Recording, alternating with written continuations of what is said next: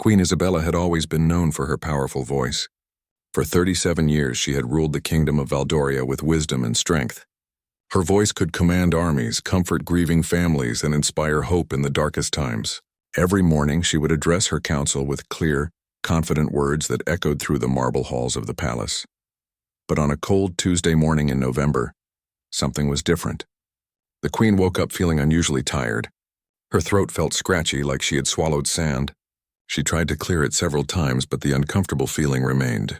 When her personal maid, Maria, brought her morning tea, Isabella tried to say good morning, but her voice came out as barely a whisper.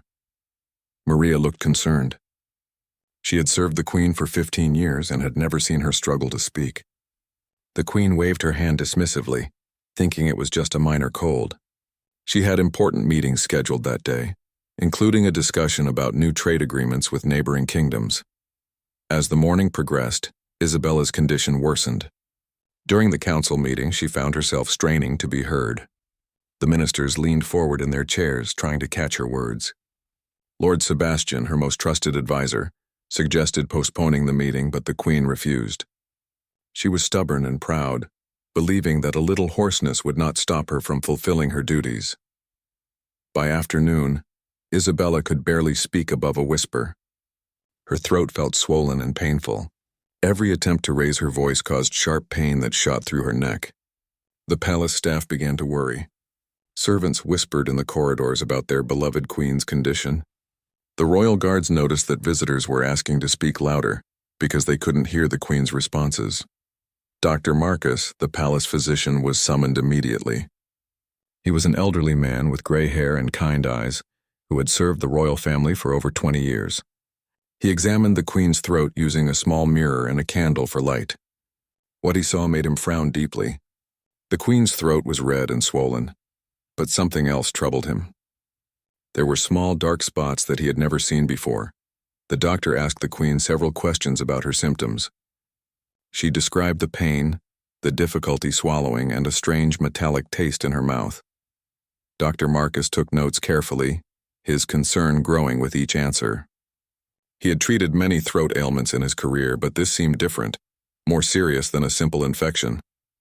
That evening, the queen tried to eat dinner, but swallowing had become extremely painful.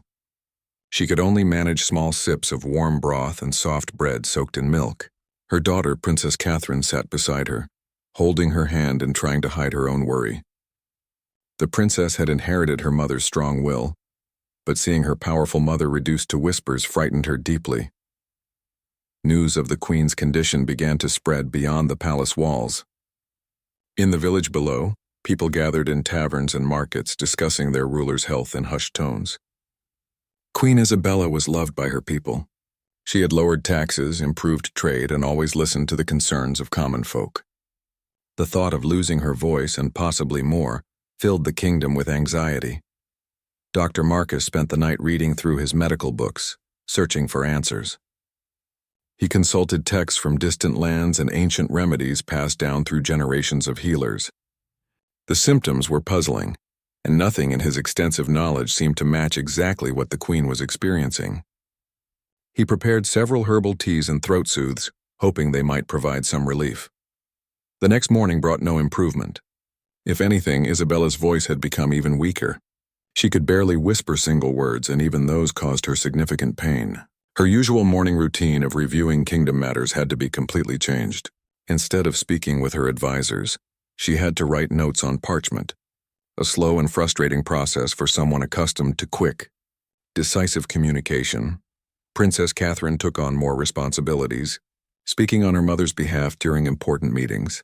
But everyone could see the strain in the young woman's eyes. She was only 25 years old and had been preparing to rule someday, but not this soon, and certainly not under these frightening circumstances. The palace atmosphere grew heavy with worry. Servants performed their duties quietly, afraid that normal conversation might somehow make the queen's condition worse. The royal kitchen prepared only soft foods and healing broths. Musicians stopped their usual evening performances, and the normally lively palace corridors fell into an unusual silence. Dr. Marcus requested permission to bring in other physicians for consultation. He knew that pride often prevented rulers from seeking help, But the Queen's condition was beyond his expertise. Isabella, however, was reluctant. She didn't want word to spread that the kingdom's leader was seriously ill. Political enemies might see this as an opportunity to attack, and neighboring kingdoms might view Valdoria as weak and vulnerable. As the third day dawned, something changed in the Queen's eyes. The determined spark that had always defined her seemed dimmer. For the first time since becoming queen, Isabella began to fear that this might be something she couldn't overcome through sheer willpower. The realization that her voice, the very tool that had helped her rule effectively for decades, might be permanently damaged was almost too much to bear. The kingdom held its breath, waiting for news from the palace. Children asked their parents why the Queen couldn't speak, and adults struggled to provide answers they didn't have. In the palace, Dr. Marcus prepared for what might become the most challenging case of his medical career, knowing that the fate of an entire kingdom might depend on his ability to help their beloved Queen recover her voice. The Queen's journal entry that night, written in shaky handwriting, would later be found by historians. "My voice has always been my strength. Without it, how can I lead? How can I comfort my people? How can I be the Queen they need me to be?" These words captured not just her physical struggle, but the deep emotional toll of a leader facing the possible loss of her most important tool for ruling. Dr. Marcus knew he needed help, but finding the right medical expertise in medieval times was challenging. He sent urgent messages to physicians in neighboring kingdoms, describing the Queen's symptoms and requesting immediate consultation. Meanwhile, he continued trying every treatment he knew, from honey and herbs to steam treatments with aromatic oils. The Queen's condition continued to deteriorate. By the fourth day, she could no longer produce any sound at all. Her lips moved, forming words, but no voice emerged. The silence was terrifying for everyone in the palace. Isabella, once capable of commanding attention with a single word, now had to rely entirely on written communication and hand gestures. Princess Catherine stepped up admirably, but the responsibility was overwhelming. She had to make decisions about trade disputes, settle arguments between nobles, and manage the daily affairs of the kingdom. The young princess worked from dawn until late at night, trying to fill the void left by her mother's silence. Dark circles appeared under her eyes, and palace staff noticed she barely touched her meals. The first visiting physician arrived on horseback after 3 days of hard travel. Dr. Aldrich came from the neighboring kingdom of Brennan, known for his expertise in throat ailments. He was younger than Dr. Marcus, with sharp features and an intense manner of examining patients. After thoroughly checking the Queen's throat, he conferred privately with Dr. Marcus in the palace library. Their conversation was troubling.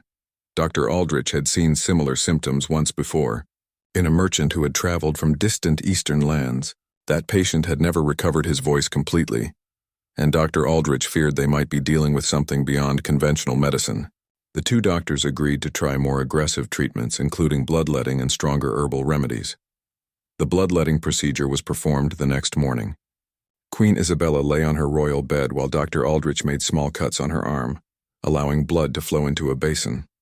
The belief was that removing bad blood would help her body heal. The Queen endured the procedure with typical stoicism, though her face was pale and her hands trembled slightly. Unfortunately, the bloodletting seemed to weaken the Queen further without improving her throat condition. She became dizzy and needed help walking to the window to look out at her kingdom. The sight of her people going about their daily lives below gave her some comfort, but she felt increasingly disconnected from them without her ability to speak. News of additional doctors being summoned reached the public, causing more anxiety throughout the kingdom. Market vendors reported that people were buying fewer goods, farmers worried about upcoming tax collections, and merchants from other kingdoms began asking questions about Valdoria's political stability. The economic effects of the Queen's illness were beginning to show. A second physician, Dr. Helena, arrived from the southern provinces. She was an unusual figure for the time, a woman who had studied medicine in secret and gained recognition through her successful treatments of difficult cases. Dr. Helena specialized in ailments that other doctors couldn't explain, often using techniques learned from traveling healers and foreign texts.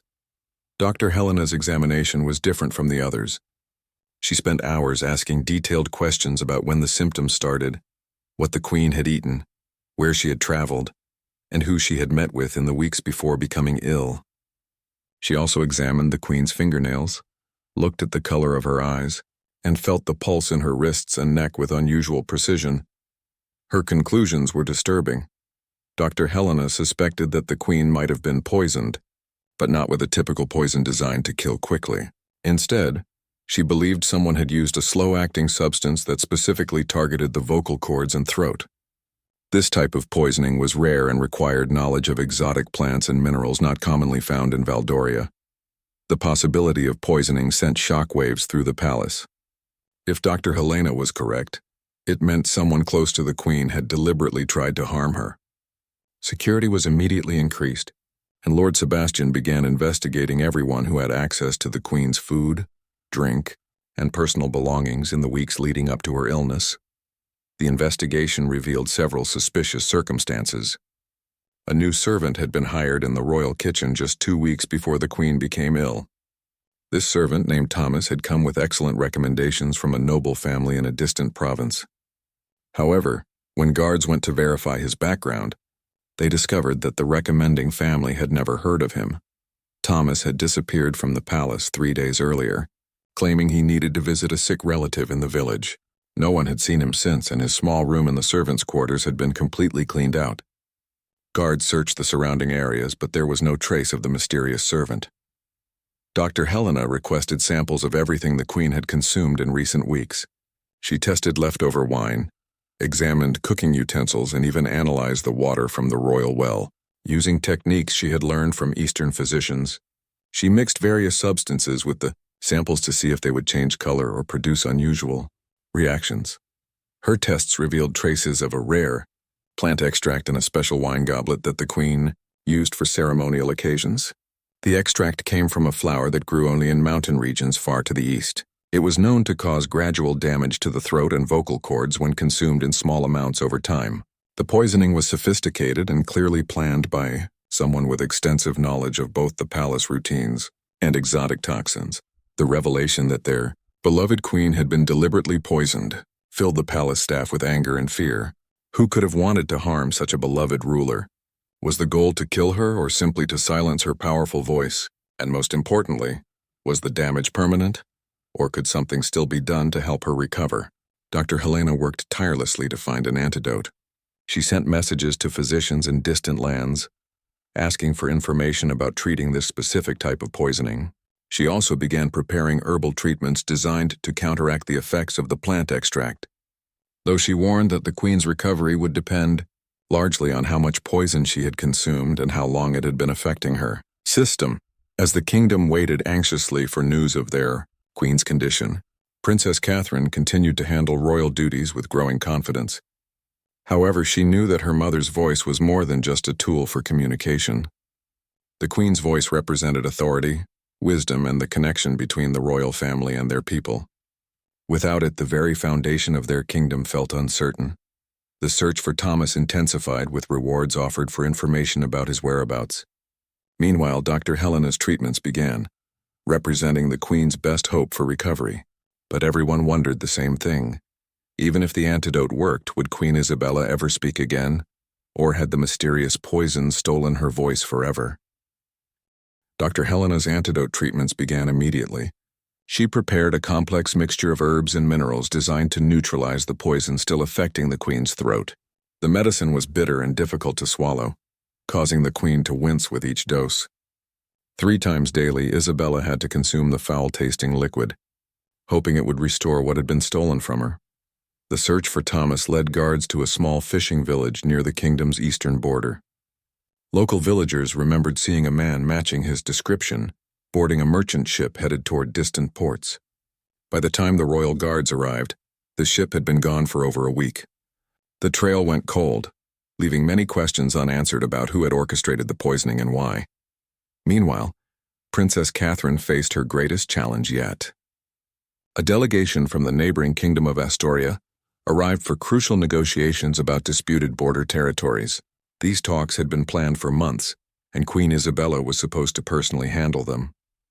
The Astorian representatives were known for their aggressive negotiating tactics and had little respect for anyone they considered weak or inexperienced. Lord Sebastian advised postponing the negotiations, But Catherine knew that delaying would send a message of instability throughout the region. Other kingdoms would see Valdoria as vulnerable, potentially leading to more aggressive actions against their borders.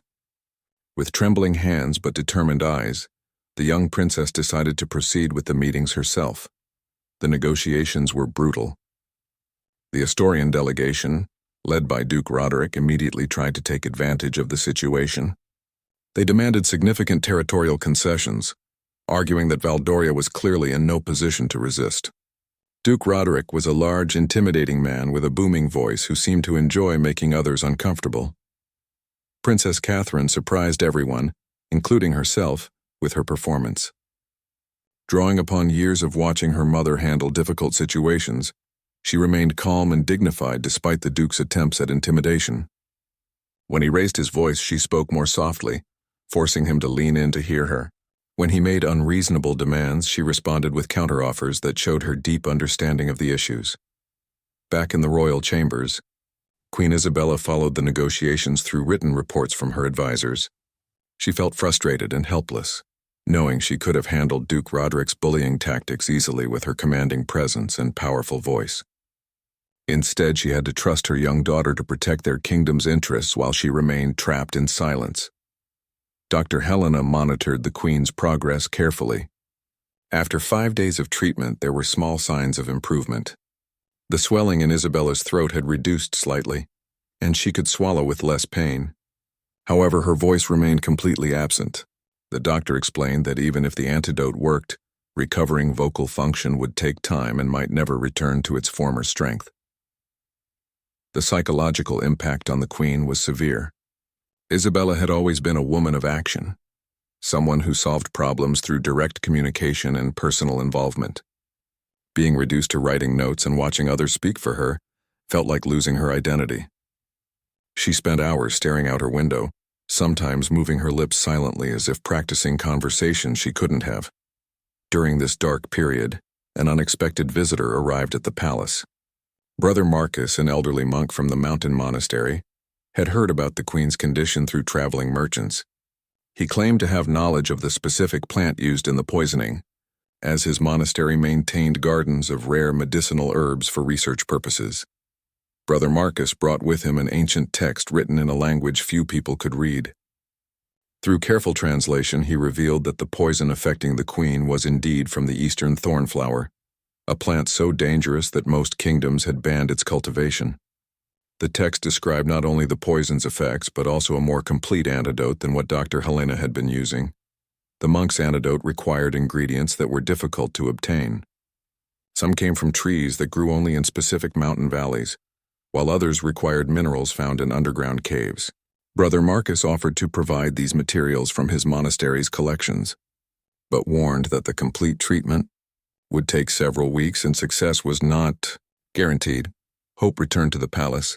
For the first time in days, Dr. Helena worked closely with Brother Marcus to prepare the enhanced antidote. The new treatment was even more complex than the previous one, requiring precise timing and specific rituals that seemed almost magical. The Queen had to consume different portions of the medicine at exact times of day, corresponding to the position of the sun and moon. While this treatment began, Princess Catherine successfully concluded the border negotiations. Through clever diplomacy and patient persistence, she had not only prevented territorial losses but actually gained some minor concessions from Astoria. Duke Roderick left the kingdom with grudging respect for the young princess, though he made it clear he would have preferred dealing with the legendary Queen Isabella. The kingdom's people began to notice positive changes in their princess during this crisis. Catherine had grown from a sheltered royal daughter into a capable leader almost overnight. She started making public appearances, addressing crowds in the town square and visiting markets to hear citizens' concerns directly. Her voice, while different from her mother's commanding tone, carried its own authority and compassion. Dr. Helena's examinations showed continued improvement in the Queen's throat condition. The mysterious dark spots were fading and the swelling continued to decrease. Most importantly, Isabella reported that the constant pain was becoming less severe. However, when she attempted to speak, still no sound emerged from her damaged vocal cords. Brother Marcus explained that voice recovery was often the last and most difficult part of healing from this type of poisoning. The vocal cords were delicate structures that could remain damaged even after other throat tissues healed. He suggested patience and specific vocal exercises that might help stimulate recovery, though he couldn't promise they would work. The exercises were simple but required dedication. Several times each day, Isabella had to attempt to make sounds while placing her hand on her throat to feel for vibrations. She practiced breathing techniques designed to strengthen the muscles involved in speech. The silent attempts at vocalization were emotionally difficult, constant reminders of what she had lost. News of the Queen's improving health spread throughout the kingdom, bringing relief to worried citizens. Markets became busy again. Farmers returned to their normal routines and foreign merchants resumed regular trade visits. However, everyone wondered the same question. Would their beloved Queen ever speak again? As the second week of enhanced treatment concluded, Dr. Helena noticed something that made her pulse quicken with excitement. During one of the Queen's practice sessions, she detected the faintest vibration in Isabella's throat. It wasn't audible sound yet, but it suggested that the vocal cords were beginning to function again. For the first time since the crisis began, the doctor allowed herself to hope that complete recovery might be possible. The Queen felt the tiny vibration too, and tears of joy streamed down her face. It was the first sign that her voice might return, that she might once again be able to lead her people with the power and authority they needed. But the hardest part of the journey still lay ahead, and nobody knew whether these small improvements would lead to full recovery or remain forever incomplete. The tiny vibration in Queen Isabella's throat was just the beginning of a long and frustrating recovery process. Over the following days, she worked with Brother Marcus on increasingly complex vocal exercises. He had her attempting to hum simple melodies, practice breathing patterns, and make soft sounds that gradually became barely audible whispers. Progress was painfully slow. Some days, Isabella could produce faint sounds that gave everyone hope. Other days, her throat seemed to seize up completely, refusing to cooperate despite her best efforts. The emotional roller coaster was exhausting for the Queen, who had never experienced such a gradual, uncertain healing process. Dr. Helena discovered something troubling during her continued investigation of the poisoning. Thomas, the missing servant, had not acted alone. Hidden messages found in his quarters revealed correspondence, with someone using the codename Silent, Shadow. These messages suggested a larger conspiracy, aimed at destabilizing the kingdom by removing the Queen's most powerful asset, her commanding voice. The implications were frightening. If enemies had specifically targeted the Queen's ability to lead through vocal authority, they clearly understood the source of her power better than most people realized. This wasn't just an assassination attempt, it was a calculated attack on the very foundation of her rule. Lord Sebastian increased security throughout the palace and began investigating noble families who might have political motivations for such an attack. Princess Catherine continued to grow into her leadership role, but the strain was showing. She had lost weight from stress and overwork, and palace staff noticed her sometimes talking to herself, practicing speeches and decisions as if preparing for conversations with advisors. The young woman was essentially running the kingdom while caring for her ailing mother and worrying about political conspiracies. 3 weeks into the recovery process, Queen Isabella achieved a breakthrough. During her morning exercises with Brother Marcus, she managed to whisper a single word, "Catherine." The sound was barely audible and scratchy, but it was unmistakably human speech. Both the Queen and the monk were overcome with emotion, realizing that recovery was truly possible. Word of the Queen's first spoken word spread through the palace like wildfire. Servants smiled for the first time in weeks. Guards stood straighter at their posts, and even the kitchen staff prepared Isabella's favorite foods with renewed enthusiasm. The psychological impact of hearing their ruler's voice again, however faint, gave everyone hope that normalcy might eventually return. However, Dr. Helena warned against too much optimism. The Queen's voice remained extremely weak and painful to use. Speaking more than a few words at a time caused severe discomfort and sometimes triggered coughing fits that left Isabella exhausted. The doctor estimated that full recovery, if it occurred at all, would take many more months of careful treatment and practice. The investigation into the conspiracy took an unexpected turn when a traveling merchant brought disturbing news from a distant kingdom. Similar attacks on royal voices had occurred in 2 other regions over the past year. In both cases, the rulers had been poisoned with substances that specifically damaged their ability to speak, though one had died from complications while the other had never recovered their voice. This pattern suggested an organized effort by some group to weaken kingdoms by targeting their leaders' most important communication tool. Lord Sebastian realized they were dealing with something much larger than a simple palace intrigue. Someone somewhere was systematically attempting to silence powerful rulers across multiple kingdoms. Brother Marcus shared additional information from his monastery's records. The Eastern Thornflower poison had been used centuries ago by a secretive organization known as the Order of Silence. This group believed that monarchies were inherently evil and sought to destroy them by removing rulers' ability to command and inspire their people. Most historians thought the order had been eliminated long ago, but recent events suggested otherwise. The possibility that an ancient enemy of monarchies had returned sent chills through the royal court. If the Order of Silence was indeed active again, Queen Isabella and her family remained in danger even after recovering from the poisoning. The group's methods were patient and sophisticated, suggesting they would likely try again if their first attempt failed. Despite these fears, Isabella continued her voice recovery with determination that impressed everyone around her. She practiced for hours each day, gradually building up her ability to speak in short sentences. Her voice remained weak and hoarse, lacking the commanding power it once possessed, but each day brought small improvements.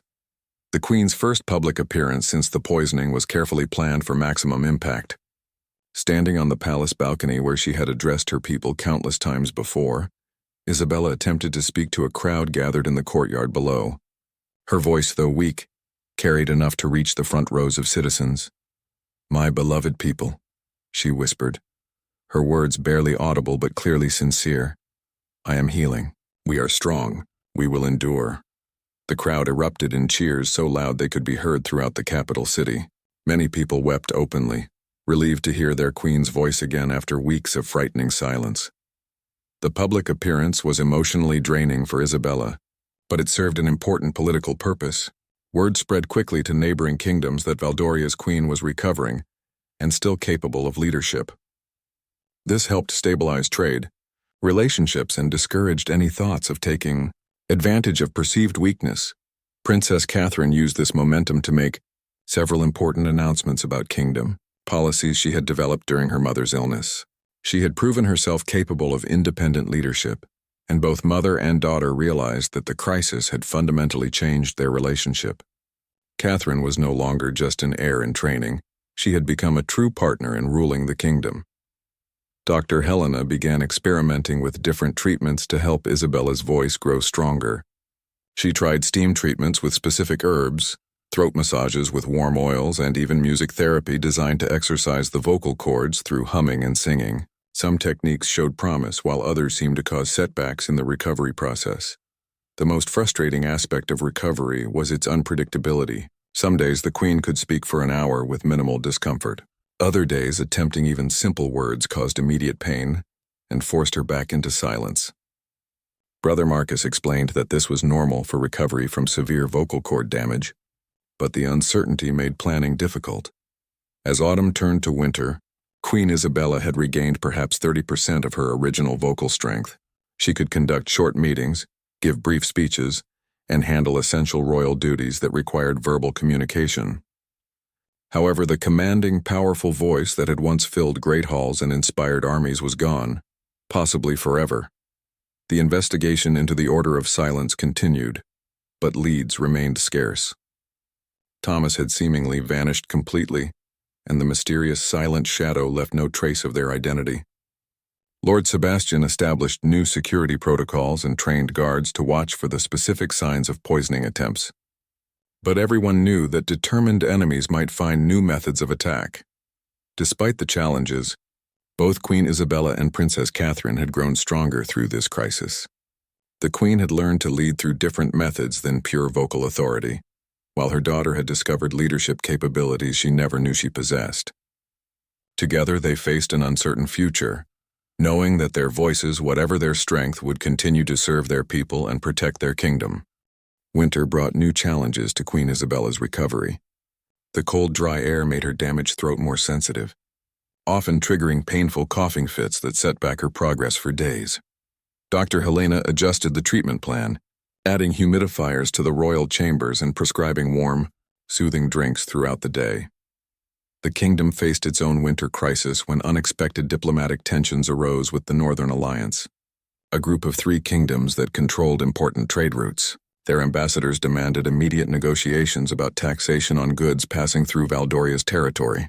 These talks required the kind of forceful, commanding presence that Queen Isabella had once provided effortlessly.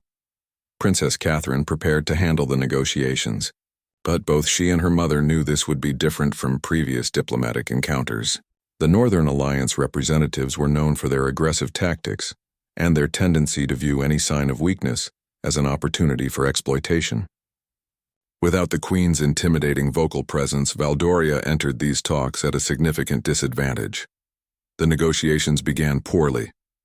Ambassador Henrik from the Northern Alliance immediately demanded substantial increases in tribute payments, claiming that Valdoria's recent instability had disrupted their trade schedules.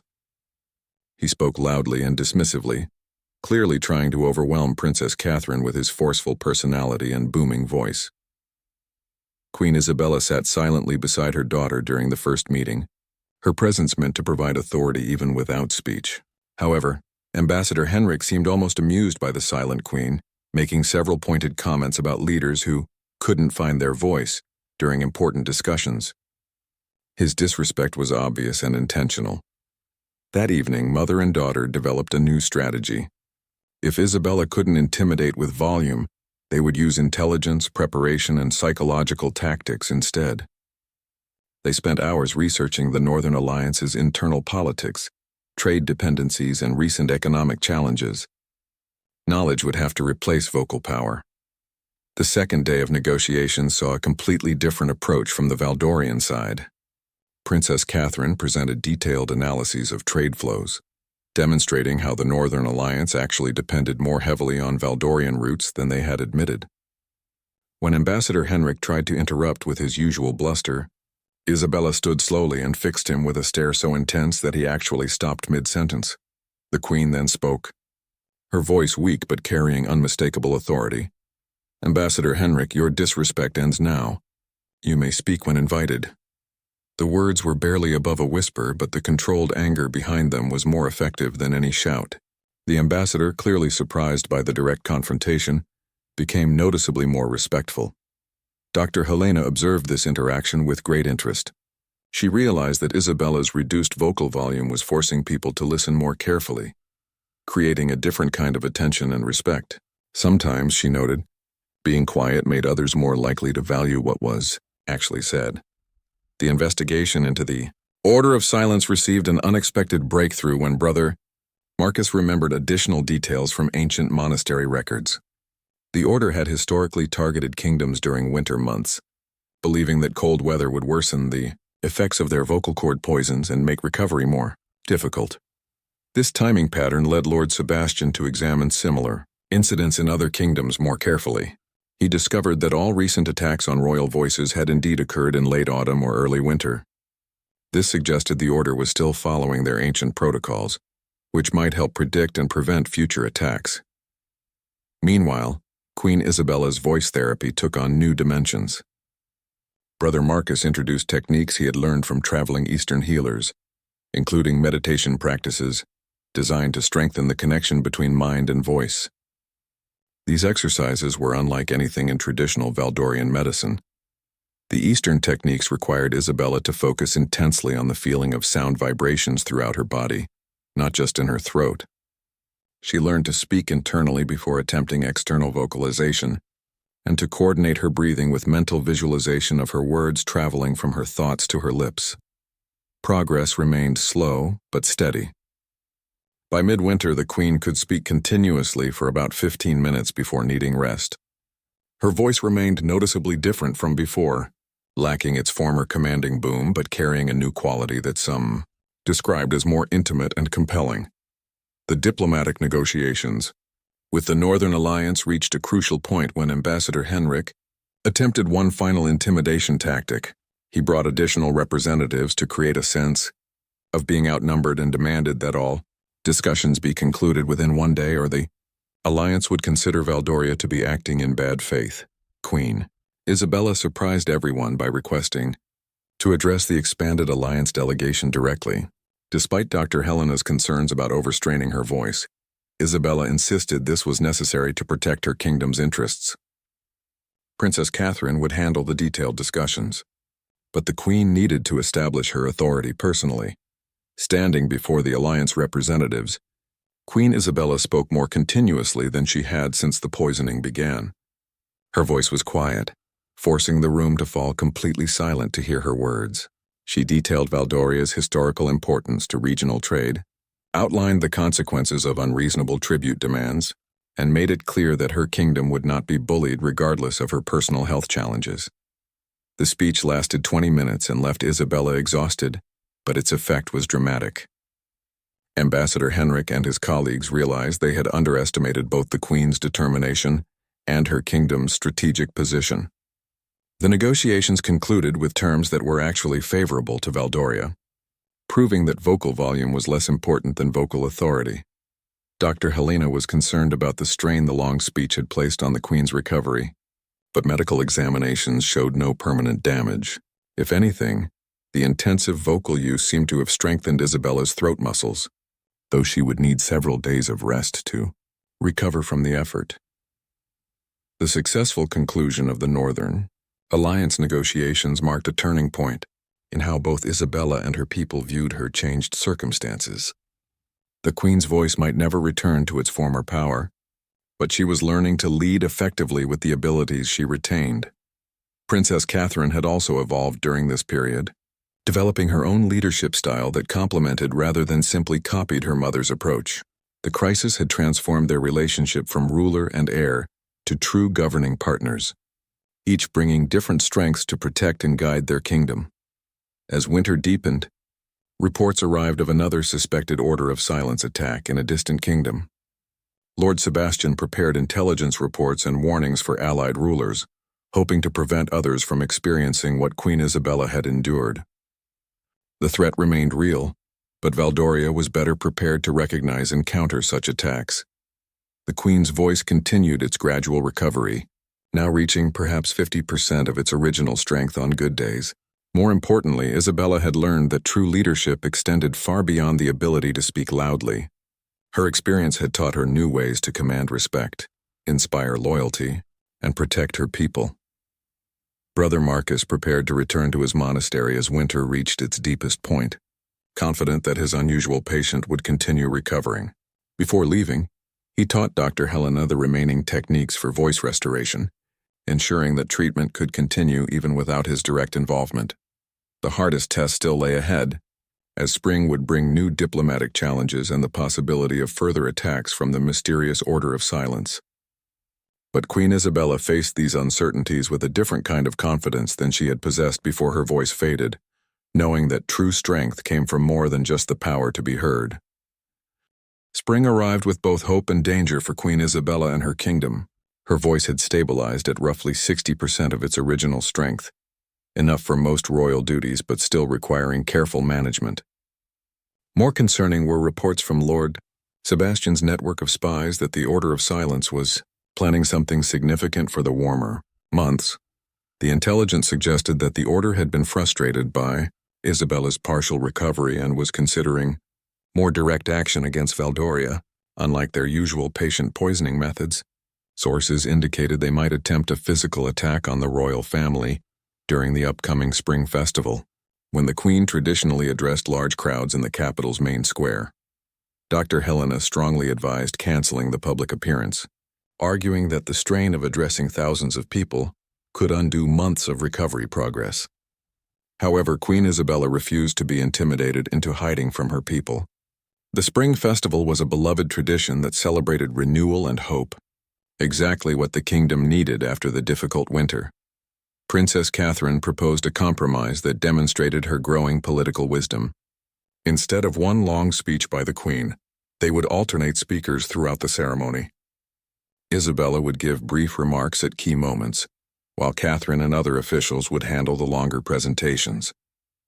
This would limit strain on the Queen's voice while maintaining the tradition. The security preparations for the festival were unprecedented.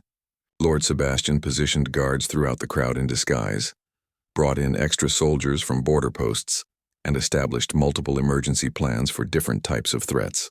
Food and drink vendors were carefully screened, and all materials brought near the royal platform were thoroughly inspected. 3 days before the festival, the investigation into Thomas and the Silent Shadow finally produced results. A former palace servant, motivated by substantial reward money, came forward with information about suspicious conversations she had overheard months earlier. Thomas had been meeting secretly with Lady Miriam, a minor noble who had recently fallen from favor at court. Lady Miriam's connection to the Order of Silence was complex and personal. Her brother had been executed years earlier for treason against a neighboring kingdom's monarch, and she blamed all royal families for what she saw as the corrupt nature of monarchy itself. She had been recruited by the order through letters that appealed to her desire for revenge against ruling classes. The revelation that a trusted member of the court had orchestrated the poisoning shocked everyone who knew Lady Miriam. She had attended royal dinners, participated in court ceremonies, and even helped Princess Catherine with her studies. Her betrayal felt deeply personal to the royal family, especially since she had watched Isabella suffer without showing any sign of guilt or remorse. Guards arrested Lady Miriam at her family estate outside the capital. She showed no resistance and actually seemed relieved that her secret was finally revealed. During questioning, she provided detailed information about the Order of Silence's structure and plans, though she admitted to knowing only a small portion of their overall activities. The Order, according to Lady Miriam, operated through independent cells that rarely communicated with each other. She had been contacted by someone calling himself the librarian, who provided her with the poison and detailed instructions for its use. Her mission was specifically to damage the Queen's voice rather than kill her, as the Order believed that silencing powerful rulers was more effective than creating martyrs. Most disturbing was Lady Miriam's revelation that the Spring Festival attack was intended to complete what the poisoning had started. If Isabella attempted to address the crowd with her weakened voice, Order agents planned to shout her down, creating chaos and demonstrating her inability to command authority. The psychological damage to both Queen and kingdom would be severe. Armed with this intelligence, Lord Sebastian and Princess Catherine developed counter-strategies for the festival. They arranged for loyal supporters to be positioned throughout the crowd, ready to lead positive responses to the Queen's words. Additionally, they prepared backup plans if Order agents did attempt to disrupt the proceedings.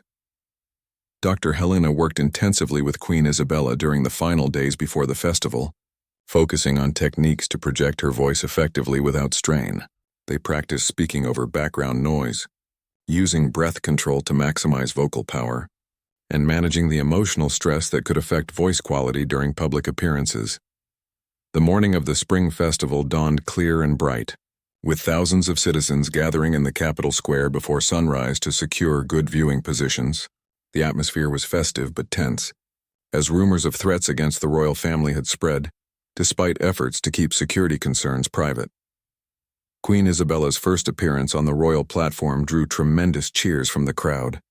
Many people were seeing her in public for the first time since her illness began, and their obvious joy and relief at her presence was deeply moving.